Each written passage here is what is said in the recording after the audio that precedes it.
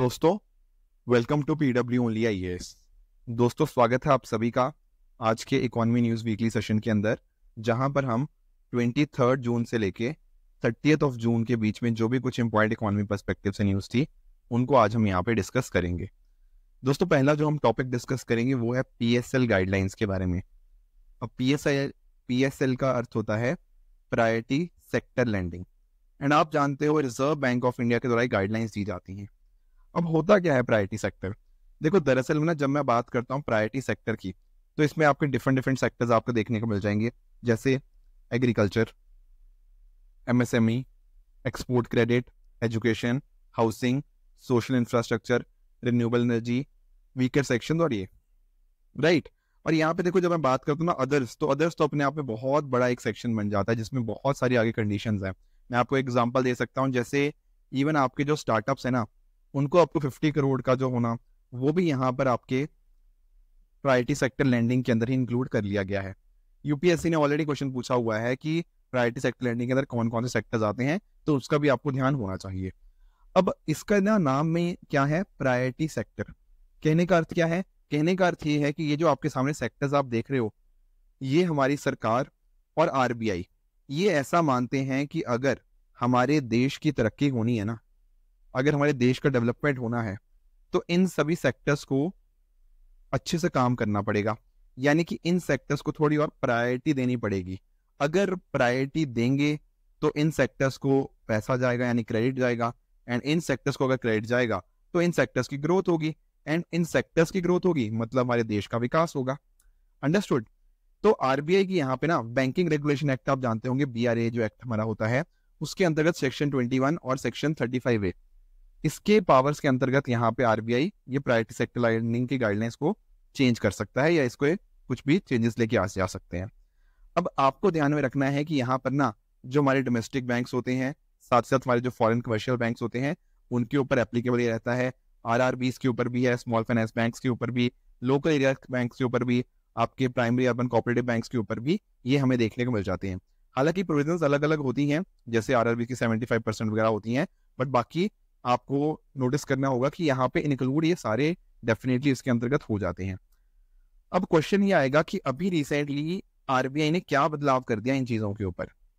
देखो, आरबीआई ने एक चीज नोटिस करी कि कुछ एक हमारे ऐसे डिस्ट्रिक्ट्स हैं जो अच्छा काम कर रहे हैं प्रायोरिटी सेक्टर लैंडिंग के regarding, whereas on the other hand कुछ ऐसे सेक्टर्स हैं या डिस्ट्रिक्ट्स हैं जहां पर अच्छा काम नहीं किया जा रहा।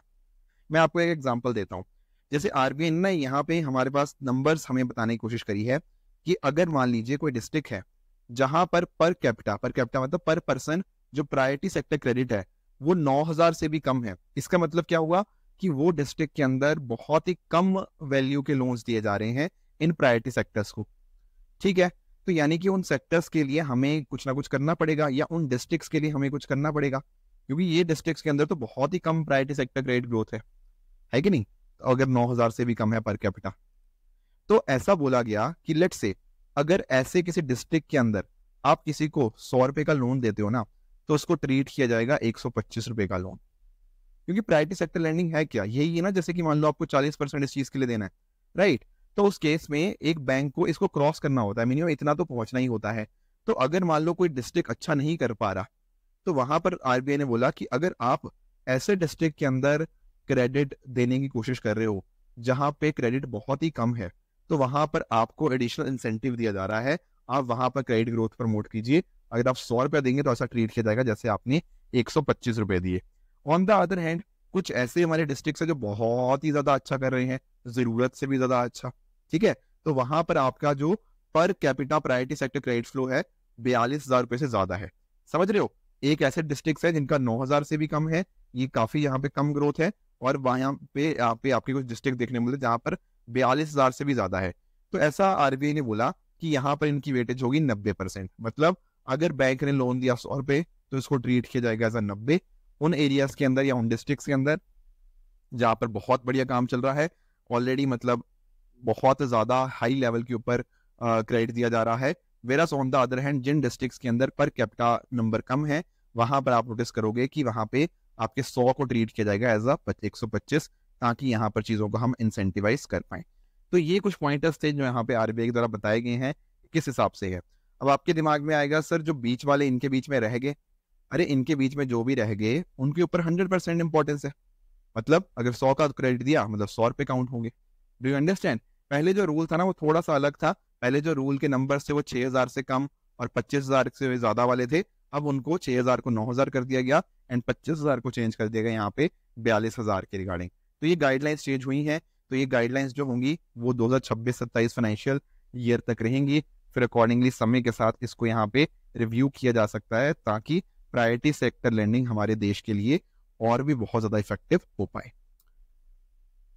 दोस्तों चलते हैं अपने नेक्स्ट टॉपिक की तरफ, that is CEL, central electronics limited के बारे में थोड़ा सा डिस्कस कर लेते हैं। दरअसल में इस पर्टिकुलर एंटिटी को यहाँ पे मिनी रत्न स्टेटस कैटेगरी 1 दिया गया है। देखो एक्चुअल में होता अब क्या है कि जब मैं बात करता हूँ ना आपके सेंट्रल पब्लिक सेक्टर एंटरप्राइजेस की, तो इसको आप डिवाइड कर सकते हो मिनी रत्ना के अंदर। मिनी रत्ना में फर्दर आपका कैटेगरी 1 और कैटेगरी 2 आ जाता है। फिर आपके नवरत्न आ जाते हैं, फिर आपके महारत्न हमें देखने को मिल जाते हैं। अब आप पूछेंगे सर इनको ऐसा स्टेटस क्यों दिया जाता है मिनी रत्न, नवरत्न या महारत्न? देखो एक्चुअल में ना पब्लिक सेक्टर एंटरप्राइजेस के रिगार्डिंग जो सबसे बड़ा क्वेश्चन मार्क उठता है वो होता है उनकी ऑटोनॉमी को रिगार्डिंग, कि कितने क्या स्टेप्स वो ले सकते हैं, कितना ज्यादा हस्तक्षेप होगा किसी चीज का। पर अगर मान लो कोई कंपनी अच्छा परफॉर्म कर रही है, तो अगर अच्छा परफॉर्म कर रही है तो उस पर्टिकुलर कंपनी को कुछ हमें बेनिफिट देना चाहिए, और वो बेनिफिट रहता है उनकी ऑटोनॉमी के रिगार्डिंग की। मान लो अगर कोई कंपनी अच्छा खासा प्रॉफिट कर रही है, अपने आप को अपने अच्छे से एक्सपैंड कर रही है, at the same time operational efficiency उनकी अच्छी है, तो इस केस में हर एक चीज के अंदर सरकार की दखलंदाजी नहीं होनी चाहिए। वहां पर वो कंपनी अपने आप को अच्छे से रन कर पा रही है तो we should try and give them more autonomy ताकि वो और भी अच्छे से काम कर पाए। तो होता क्या है ना, इस तरह से यहाँ पे इनको अलग अलग स्टेटस दिए जाते हैं, मिनी रत्ना 1, मिनी रत्ना 2, नवरत्ना और महारत्ना। हाईएस्ट आपके जो होते हैं वो महारत्ना हमें देखने को मिल जाते हैं। अब होता क्या है ना, ये जो आपकी सीईएल की बात कर रहा हूँ इसको यहाँ पे मिनी रत्ना कैटेगरी 1 का स्टेटस मिला है। अब मिनी रत्ना 1 कैटेगरी स्टेटस के लिए क्या चाहिए होता है, पिछले 3 साल के अंदर for the last 3 consecutive years company ने प्रॉफिट किया होना चाहिए। साथ ही साथ अगर मैं बात करूं प्री टैक्स प्रॉफिट होना चाहिए 30 करोड़ या उससे ज्यादा का इन 1 ऑफ दोस 3 ईयर्स। कहने का अर्थ क्या कि पिछले 3 सालों के अंदर कोई ना कोई एक साल प्री टैक्स रेवेन्यू या sorry pre tax profit 30 crore से ज्यादा होना चाहिए, and at the same time तीनों साल में प्रॉफिट जरूर हुआ होना चाहिए, plus at the same time आपकी जो नेटवर्थ होनी चाहिए वो पॉजिटिव होनी चाहिए। अगर ऐसी चीज होती है तो यहाँ पर कैटेगरी 1 मिनी रत्ना को अलाउ किया जाता है कि आपके पास फाइनेंशियल इकोनॉमी बढ़ जाएगी, plus at the same time अगर आपको कहीं खर्चा करना है यानी कि कैपिटल एक्सपेंडिचर करना है एंड वो भी आपको अप टू 300 करोड़ का, तो उस केस के अंदर या अप टू 300 करोड़ कह लो या जो भी उनकी नेटवर्थ होगी उसके इक्विवेलेंट का उनको खर्चा करना होगा ना, तो उसके लिए आपको सरकार के अप्रूवल की जरूरत नहीं है। इसी तरह से बाकी और जो मैं कैटेगरीज की कह रहा, चाहे नवरत्न की बात कर लो, वहां पर ऑटोनॉमी और बहुत ज्यादा बढ़ जाती है कि मान लो यहाँ पे 1000 करोड़ तक अगर आपको खर्चा करना हो तो वो आप यहाँ पे बिना सरकार के अप्रूवल से कर सकते हो। एंड इसी तरह से अगर मैं बात करूं तो महारत्ना के अंदर आपकी ऑटोनॉमी और भी फर्दर यहाँ पे इंक्रीज होती हुई देखने को मिल जाएगी, क्योंकि अगर मैं बात करूं यहाँ पे यही नंबर आपका 5000 करोड़ हो जाता है। तो यानी कि ना खर्चा करने के समय आपको सरकार की अप्रूवल लेने की जरूरत नहीं है। मिनी रत्ना 1 के लिए मैंने आपको बता दिया आपका 300 करोड़ था, अगर नवरत्ना के लिए आपका 1000 करोड़ हो गया, एंड महारत्ना के लिए आपका हो जाता है यही नंबर आपका 5000 करोड़ तक का। तो इस तरह से these things keep on working, right. तो ये कुछ पॉइंटर्स थे जो आपको तीनों के बीच का अंतर पता होना चाहिए था। Plus at the same time बात करें अगर सेंट्रल इलेक्ट्रॉनिक्स लिमिटेड की सीईएल की, तो आपको ध्यान में ये रखना है कि ये काम करता है under department of scientific and industrial research, जो कि आता है ministry of science and technology के अंतर्गत। इसको एस्टेब्लिश किया गया था 1974 के अंदर, ताकि जो भी इंडिजिनियस टेक्नोलॉजीज है उनको हम कॉमर्शियली एक्सप्लॉइट कर पाए। तो कंट्री की सोलर फोटोवोल्टिक फील्ड के अंदर ये आपका सीईएल जो है सेंट्रल इलेक्ट्रॉनिक्स लिमिटेड बहुत ही अच्छा काम यहाँ पे कर रही है। दोस्तों अगले टॉपिक की तरफ बातें दैट इज ईसॉप्स के बारे में पढ़ने की कोशिश करते हैं। देखो जब मैं बात करता हूँ ईसॉप की, ईसॉप का अर्थ होता है एम्प्लॉई स्टॉक ऑप्शन प्लान, ठीक है। अब इसके अंतर्गत पता क्या होता है, देखो आप एक चीज समझो, जैसे मान लो कोई कंपनी अगर अच्छा काम कर रही है तो देखो कंपनी तो प्रॉफिट कमा ही रही है, पर एट द सेम टाइम जो एम्प्लॉइज होंगे ना वो भी तो अच्छा काम कर रहे होंगे, ठीक है। पर कई बार ना अपने आप को एम्प्लॉयज अलग देखने लग जाते हैं, उनको लगता है यार मैं काम करूं ना करूं कंपनी को क्या ही फर्क पड़ता है। पर ऐसा नहीं है। आप नोटिस करो, अगर मान लो एम्प्लॉयज अच्छा काम कर रहे हैं तो कहीं ना कहीं ओवरऑल जो आपकी कंपनी है वो भी अच्छा काम करेगी। तो कंपनी ना अपने एम्प्लॉयज को थोड़ा सा मोटिवेट करने के लिए कह सकते हो, उनको ईसॉप्स देती है कई बार, स्पेशली स्टार्टअप्स में आजकल ये बहुत चलता है। क्या होता है इसके अंतर्गत ना कंपनी जो होगी वो उनके जो एम्प्लॉयज हैं, सारे एम्प्लॉयज नहीं, हो सकता है कुछ एक एलिजिबल एम्प्लॉयज हो, कि कुछ एक एम्प्लॉयज को ही बोलेगी कि आपके पास एक राइट है। राइट किस चीज का? कि अगर आप चाहो तो कंपनी के शेयर्स को खरीद सकते हो at the pre determined price. और कंपनी के एम्प्लॉयज को लगेगा यार हाँ, मैं इस कंपनी के साथ काम करता हूँ, मेहनत करूंगा, इस कंपनी के साथ लंबे टाइम तक कंटिन्यू रहूंगा, तो आगे जाके ये कंपनी जब कहीं ना कहीं बहुत बड़ी हो जाएगी तो मेरे पास तो इस कंपनी के शेयर्स खरीदने का राइट है। तो मैं अकॉर्डिंगली काफी ज्यादा पैसा कमा सकता हूँ इस पर्टिकुलर चीज के साथ। समझ रहे हो? तो होता क्या है यहाँ पर ईसॉप्स के अंदर एक वेस्टिंग पीरियड होता है। यानी कि बेसिकली ना आपको भी कंपनी ने बोल दिया कि आप भी कंपनी के कुछ हिस्सेदारी हो, आप भी कंपनी के एक मालिक ही हो एक तरह से। अब क्योंकि आप एक कंपनी के मालिक हो तो फ्यूचर में आगे जाके जब कंपनी लेट से आईपीओ में जाएगी या कहीं और बिक जाती है, वट जो भी होता है, तो इस केस में आपको बहुत सारा पैसा कमाने का मौका मिल सकता है। तो कंपनी यहाँ पे कोशिश करती है कि उन एम्प्लॉयज को यहाँ पे रिवॉर्ड करे जो अच्छा काम कर रहे हैं, या फिर अट्रैक्ट करने की कोशिश करती है कि हाँ आपको अच्छे खासे ईसॉप दे देंगे, उनको लंबे टाइम तक रिटेन करने की कोशिश करती है। क्योंकि इससे हुआ क्या, एम्प्लॉयज भी तो एक तरह से कंपनी के ओनर्स ही बन गए, तो कंपनी की ग्रोथ के अंदर, कंपनी की सक्सेस के अंदर उनको यहाँ पे अलाइन कर लिया जाता है।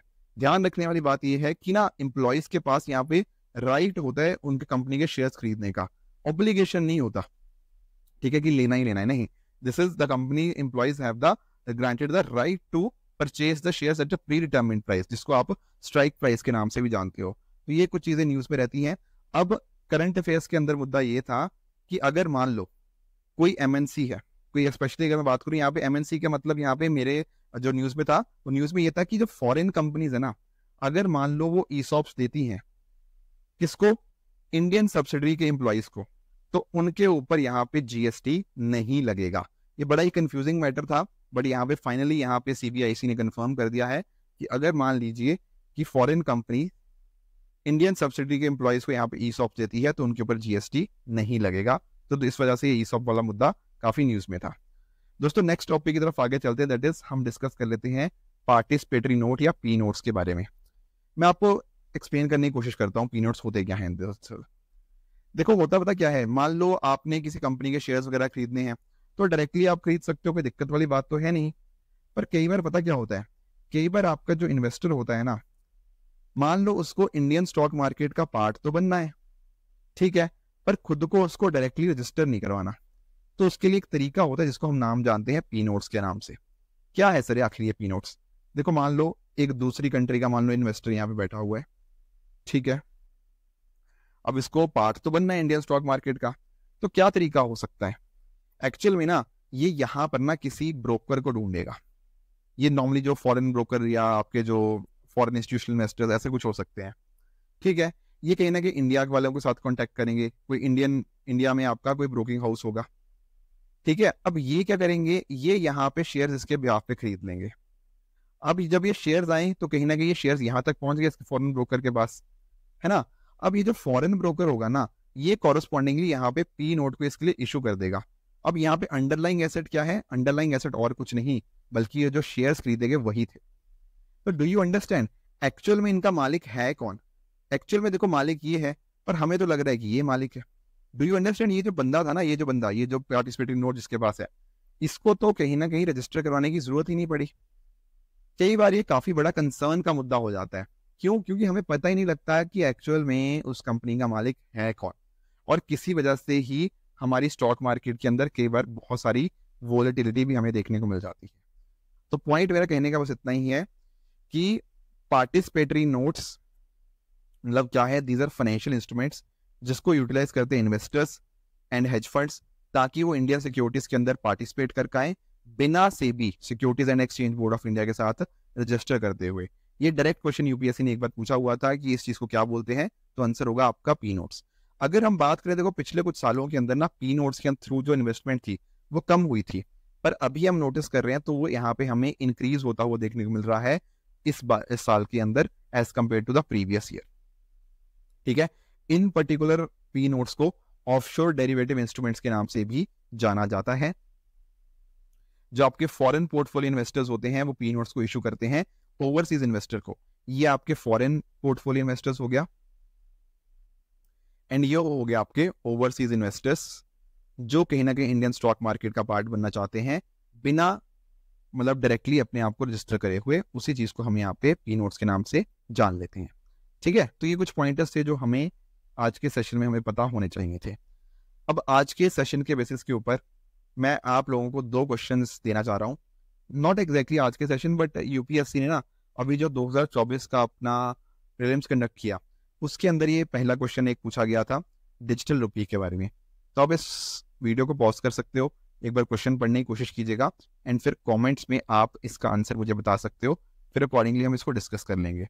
दूसरा आपका होमवर्क रहेगा टीएफआर के बारे में, टोटल फर्टिलिटी रेट के बारे में, कि इकोनॉमी के अंदर टीएफआर का आखिर अर्थ क्या होता है। तो ये भी कमेंट्स में आप मुझे बता सकते हो। लास्ट वीक मैंने आप लोगों से 2 सवाल पूछे थे। एक सवाल मैंने पूछा था इन्फ्लेशन इंडेक्स बॉन्ड के बारे में। देखो, इन्फ्लेशन इंडेक्स बॉन्ड का अर्थ बहुत ही सिंपल होता है। जैसे मान लो आप ना, कई बार सिंपल अगर मैं बताने की कोशिश करूं, देखो आप मान लो कुछ आपने कहीं पे पैसा इन्वेस्ट किया हुआ है, आप बाहर से कुछ पैसा भी कमा रहे हो। जैसे मान लो आप 4% कमा रहे हो। अब आपने तो पैसा इसलिए यहाँ पे पैसा डाला हुआ है ना कि आपको कमाई होती रहे, पर ऐसा भी तो हो सकता है यार कि यहाँ पे जो महंगाई है वो इससे ज्यादा हो। लेट्स से अगर महंगाई चल रही है 6%, अब पता क्या हो रहा है, महंगाई इतनी ज्यादा है और आपकी जो इंटरेस्ट मिल रहा है आपको वो सिर्फ 4% मिल रहा है। तो एक्चुअल में ना आप पैसा कमा नहीं रहे हो, आप पैसा लूज कर रहे हो। क्यों? क्योंकि आपके पैसा की जो कल वैल्यू थी, मतलब पास्ट में जो वैल्यू थी, वो आज वैल्यू रही नहीं, उससे भी कम वैल्यू हो चुकी है क्योंकि महंगाई इतनी ज्यादा बढ़ चुकी है। तो कई बार ना इन्वेस्टर्स को डर लगता है यार कि हम किसी चीज में इन्वेस्ट करें या ना करें। तो इन्फ्लेशन इंडेक्स बॉन्ड ना एक तरीका होता है जो कि हमें मदद करता है। किस चीज के अंदर? हमें मदद करता है इन्वेस्टर्स को अनसर्टेनिटी से बचने के लिए। यहाँ पर मान लो मैंने आपको ये बोल दिया कि भाई जितनी भी इन्फ्लेशन रही ना उससे 2% आपको ज्यादा मिलेगा। अब आप निश्चिंत हो, अगर तो इन्फ्लेशन रही 0% तो आपको 2% मिल जाएगा, अगर इन्फ्लेशन 20% भी होगी तो आपको 22% मिल जाएगा। Do you understand? इन्फ्लेशन कुछ भी हो आपको उससे ज्यादा ही मिल रहा है। तो यहाँ पर क्या होता है ना, इन्फ्लेशन इंडेक्स बॉन्ड के माध्यम से इन्वेस्टर्स को प्रोटेक्शन मिल जाती है। प्लस अगर सरकार इसके थ्रू बोरो करती है तो कहीं ना कहीं कूपन रेट्स को भी वो रिड्यूस कर सकती है। और कैन लिखा है साथ ही साथ, बिल्कुल अगर इन्फ्लेशन कंट्रोल में रही तो सारी चीजें अकॉर्डिंगली मैनेज हो सकती हैं। तो दूसरा भी ठीक है। पर अगर हम बात करें तीसरे स्टेटमेंट की, जो बात कर रहा है कि जो भी आपका इंटरेस्ट रिसीव्ड हो गया, कैपिटल गेन्स हो गया, उसके ऊपर यहाँ पे टैक्स नहीं लगेगा, ये बात अपने आप में गलत हो जाती है। तो तीसरा आपका गलत है, पहले 2 ठीक है। Option number A 1 and 2 only is the correct answer. दूसरा मैंने आप लोगों को होमवर्क दिया था कि इनमें से कौन सी एक्टिविटी रियल सेक्टर को कॉन्स्टिट्यूट करती है। देखो दरअसल में अगर मैं बात करना रियल सेक्टर की, तो एक होता है रियल सेक्टर, एक आपका फाइनेंशियल सेक्टर हो गया। फाइनेंशियल सेक्टर वो होता है जो कहीं ना कहीं आपके बिजनेस, आपके इंस्टीट्यूशंस जो अलग अलग तरह की फाइनेंशियल सर्विसेज प्रोवाइड करते हैं उसके साथ में डील करता है। तो अगर कोई आपकी कमर्शियल बैंक है या आपकी कॉर्पोरेट बॉडी है, ये तो आपके किस में आ जाएंगे, ये आपके आ जाएंगे फाइनेंशियल सेक्टर के अंदर। आपके जो ऑप्शन नंबर ए और बी हैं, जब हम बात करते हैं फार्मर्स के बारे में, राइट, या जो ऐसी गुड्स एंड सर्विसेज जो कहीं ना कहीं ग्लोबल डिमांड को मीट करने के अंदर मदद करती हैं, जैसे आपके टेक्सटाइल मिल्स हो गया, फार्मर्स हो गया, ये आपके कहीं ना कहीं रियल सेक्टर के अंदर आ जाएंगे। तो यहाँ पर जो ऑप्शन 3 एंड स्टेटमेंट 4 है ना, ये दोनों आपके फाइनेंशियल सेक्टर का पार्ट है, 1 and 2 आपके रियल सेक्टर का पार्ट है। तो इस वजह से इसका जवाब मिल जाएगा आपका option number 1 and 2 only. Right दोस्तों अगर आपको इस सेशन की पीडीएफ चाहिए तो आप हमारे टेलीग्राम चैनल, मतलब मेरे टेलीग्राम चैनल जो है ऋषभ शर्मा सर PW, वहां पर से आप इसकी पीडीएफ भी डाउनलोड कर सकते हो। प्लस मैं बहुत सारा कंटेंट भी यहाँ पे शेयर करता हूँ, तो आप उसको वहां से भी आपको एक्सेस मिल जाएगा। ठीक है दोस्तों, तो ये थे कुछ क्वेश्चन जो आज हमें डिस्कस करने थे। आई होप मैंने इसकी जो एक्सप्लेनेशन है वो यहाँ पे डाल भी दी है, तो पीडीएफ में आपको ये एक्सप्लेनेशन मिल भी जाएगी। आई होप दोस्तों आज का सेशन आप सभी को बहुत ज्यादा इन्फॉर्मेटिव लगा होगा, बहुत सारी चीजें आपने नहीं सीखी होंगी। तो इसी तरह से आप भी अपने एंड पे हार्डवर्क करते रहिए। Thank you very much for the discussion.